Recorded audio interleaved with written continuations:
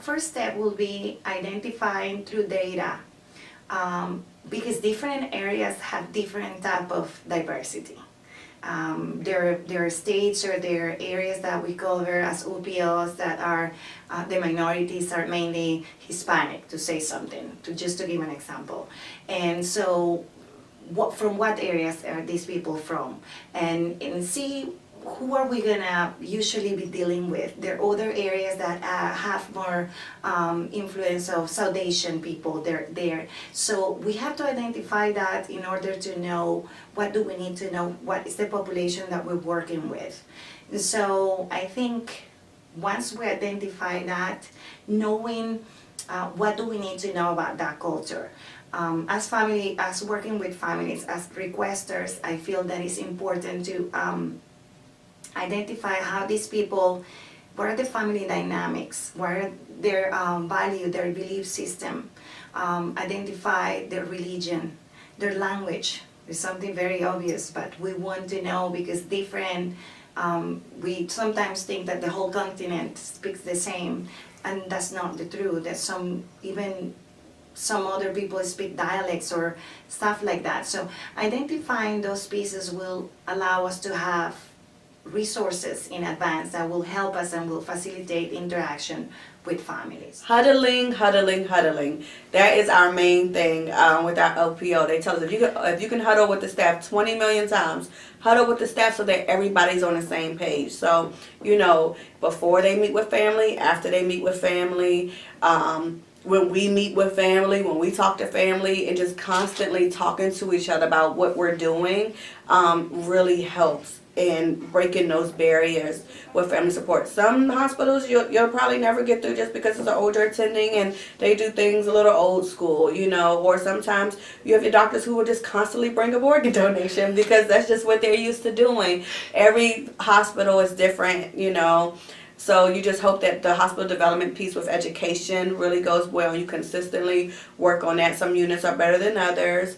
And then some people are more experienced with OPOs than others. So you just try your best to just work on communication and huddle as much as possible. So for instance, hospital development or hospital relations coordinators we can, as requesters, we can help or work in collaboration with them to train interpreters in the hospitals prior to even having any encounter or any approach with families as part of clinical education.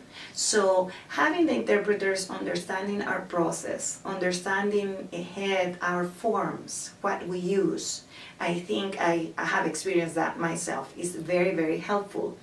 Besides the talking about the forms and teaching them about what we do, we can also address their own questions and their own doubts or their own misconceptions about our process, because sometimes interpreters will bring that in with them when we're meeting with families and we're not even understanding what they're saying to families. And I think a lot of us have experienced that in the past. And so that is a way that we can, work with interpreters more efficiently.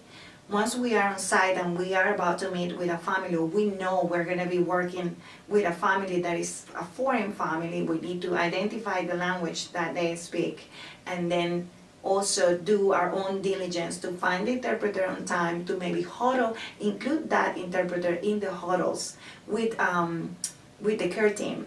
And because sometimes the hospitals are so busy, or the interpreters are so busy, that the hospitals are comfortable enough to use a family member.